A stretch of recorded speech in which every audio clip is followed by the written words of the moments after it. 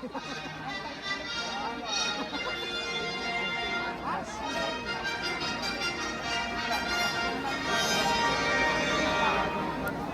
debosyon kay Santa Maria Magdalena sa lungsod ng Olongapo ay pinasimulan ng mga Caviteño mula sa bayan ng Kawit, Cavite.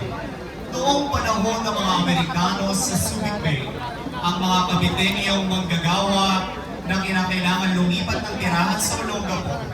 Gayon din ang kanilang mga pamilya ang siyang nagbaon ng kanilang matigyas na pagkikitungo kay Santa Maria Magdalena. Sa kanilang pagbabagong lugar ay hindi maiwasang paunin din nila ang kanilang mahal na patrona, ang lambing ng revolusyonaryong Caviteño at ang paraluman at patrona ng Cavite Alameo. Taon-taon at walang patid ay pinagdiriwang ng parokya ang kapista ni Santa Maria Magdalena. Magmula pa nang ito ay tinatag noong taong 1993. Sa kasalukuyan ay pinagdiriwang ang kapista ni Santa Maria Magdalena sa parokya ng San Lorenzo Ruiz tuwing Sabado matapos ang kaniyang liturhikal na kapistahan. Pagkatapos ng pagdiriwang ng banal na misa, ay inililibot ang imahe ni Santa Maria Magdalena, lulan ng isang andas habang sinasayaw ang walong panalakihan sa sanyo ng tugtugin ng karapol. Dahil na din sa dami ng mga dumadalo sa taunang pagdiriwang na ito at sa lawak ng lugar na iniikot ng tinaguriang karapol sa Gapo. Noong ika-12 ng Hulyo taong 2023 sa kapasyahan ng lubang Tagalang-Galang, Bartolome G. Santos Jr. na obispo ng Diocese ng Iba bilang tugon sa petisyon ni Reverendo Padre Orlando B. Correa at ng Parish Pastor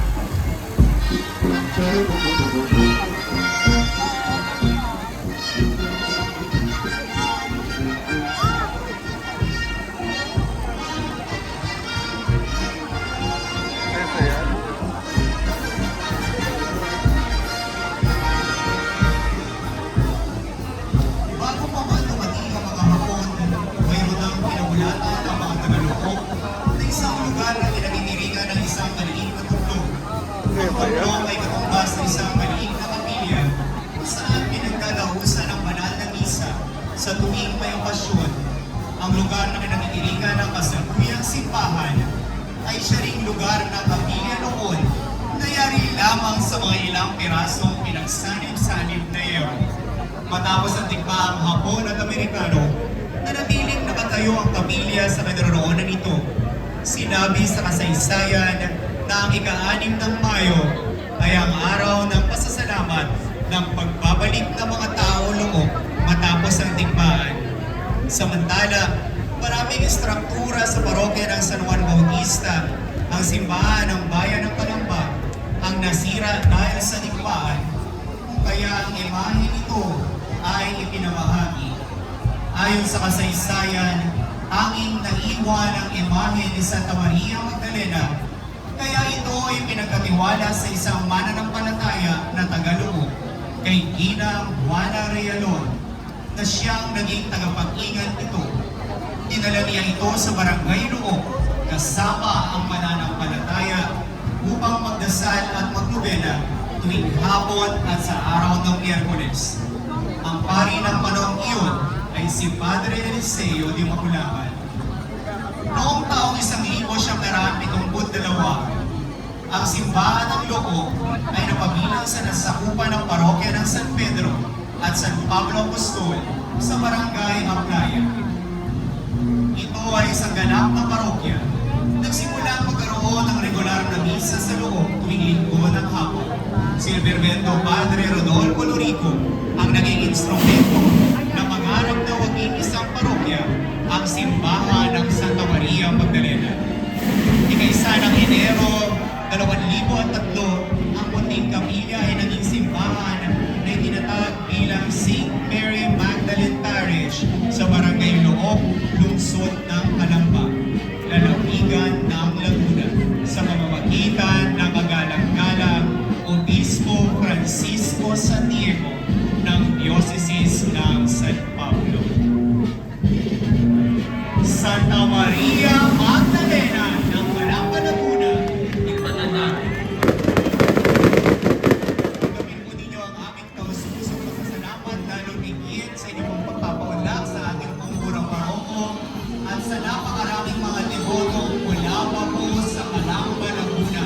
Maraming salamat po sa inyong pakikisama.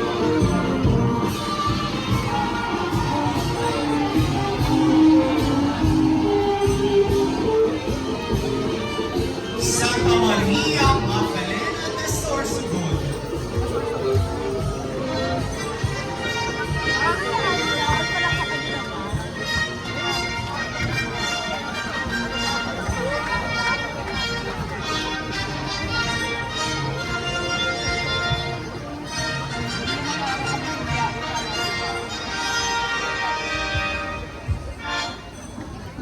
Ang bayan ng Santa Magdalena na may tawong likas na kagandahan ay matatagpuan sa baybaying hangganan ng lalawigan ng Sorsogon na napaliligiran sa hilaga ng bayan ng Bulusan at ng Matnog sa Timog.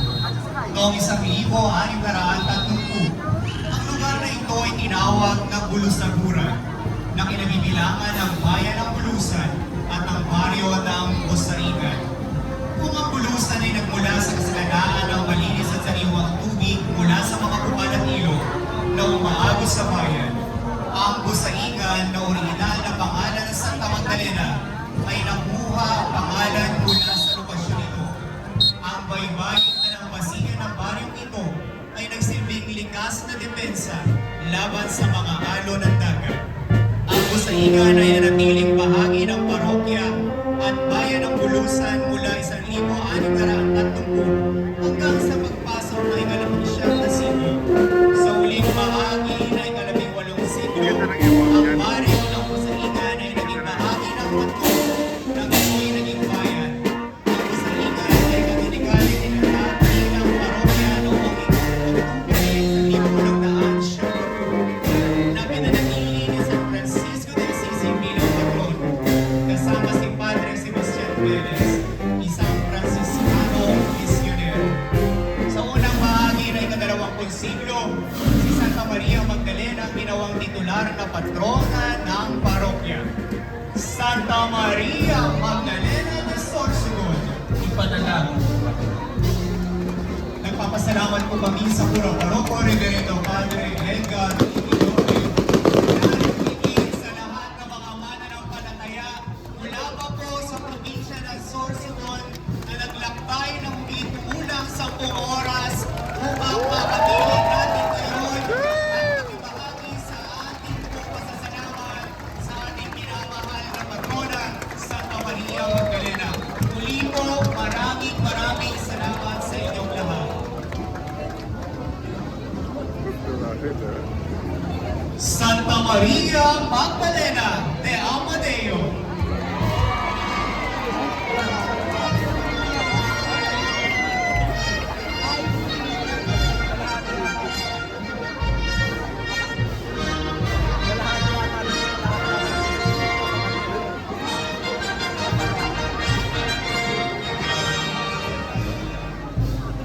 Si Santa Maria Magdalena na ang patrona ng Amadeo.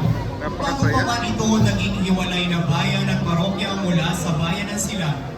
Ang orihinal na imahe ni Santa Maria Magdalena sa Amadeo ay may 16 na pulgada at may ulo at mga kamay na yari sa gari.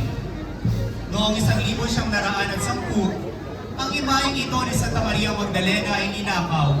Hinanap ito ng mga mamamayan at nakita ang isang nagtatrabaho sa apakahan ni Sixta Mederina. Ang imahe ay muling iniluklok sa simbahan noong 1928. Nakapagpalilok si Binibining Isabel Bayot ng isang higit na malaking imahe ng patrona at ito ang iniluklok sa simbahan hanggang sa kasalukuyan. Ang orihinal na imahe ay pinagkatiwala kay Binibining Bayot at iningatan sa kaniyang tahanan. Noong taong 2010, sa ikasandaang taong anibersaryo ng pagkakabalik ng orihinal na imahe, matapos itong nakawin, ang nasabing imahe ay ibinalik sa pangangalaga ng parokya. Ang bayan at parokya ng Amadeo ay nagdiriwang ng pista ng pasasalamat sa kaniyang karangalan tuwing huling linggo ng Abril, bukod pa sa kaniyang liturikal na kapistahan tuwing ika-22 ng Hulyo. Mga kaibigan, tayo pong lahat ay mapalad sapagkat kapiling po natin ngayon ang orihinal at matandang imahe ni Santa Maria Magdalena mula po sa bulubunduking bayan ng probinsya ng Cavite. Santa Maria Magdalena de Amadeo, Ipanalangin. kasama po ng delegasyon ni Santa Maria Magdalena de Amadeo, ang kanilang pura paroko, Reverendo Padre Alan Valero, ang kanilang parochial vicar, Reverendo Padre Deponso Diente, at ang mga samahan, Parish Pastoral Council, Cluster of Religious Organizations, Cluster of Communities, Cluster of Ministries, Kapatiran ng Santa Maria Magdalena de Amadeo, kasama ang mga deboto mula sa bayan ng Amadeo, Cavite. Muli po, atin pong pasalubungan ng palakpakan ng ating mga kaibigan mula po sa bulubunduking bahagi ng ating probinsya, bayan ng Amadeo. Maraming salamat po sa inyong paglahok dito sa ating makasaysayang pagtitipon para sa karangalan ng ating mahal na lakampini ng bayan ng Kawit.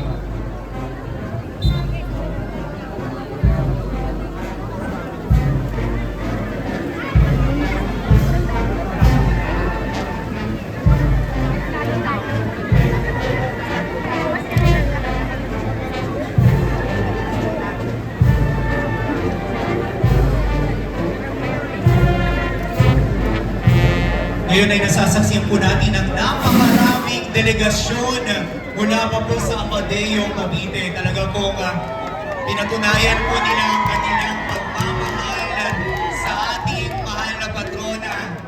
At sinamahan po ng halos buong bayan ng Amadeo ang paglabas sa kanilang mahal na imahe ni Santa Maria Magdalena dito po sa bayan ng Kawit.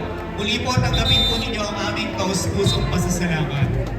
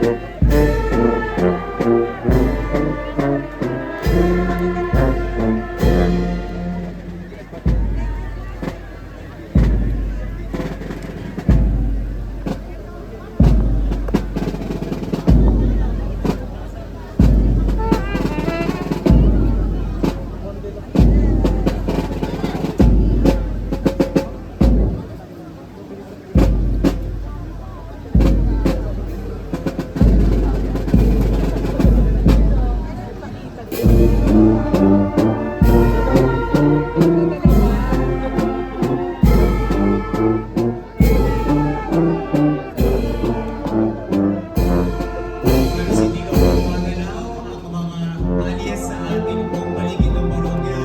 Sa dami po ngayon ng mga demono na pumunta ngayon dito sa ating bayan. Pagkakasihan ng mga sinasabi ng sino sa karangalan ng ating pinapakain ng Panginoon. Kaya naman, ngayon ay nais ko pong ipakilala sa inyo ang susunod na karosa.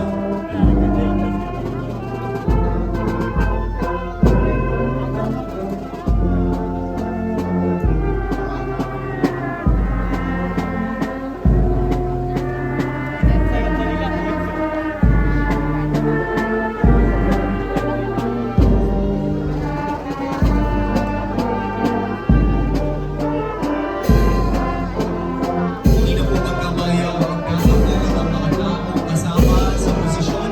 Hindi po ang mga nag-aabang sa iba't ibang mga labahin ng ating mahal na patrona. Ito po ay patunay lamang ng isang buhay at walang-ganap na demosyon sa ating minamahal na Panginoon si Santa Maria Magdalena. Kaya naman po ang aming pag-iusap sa ating mga marshals na gumagawin po sa naroon ng ating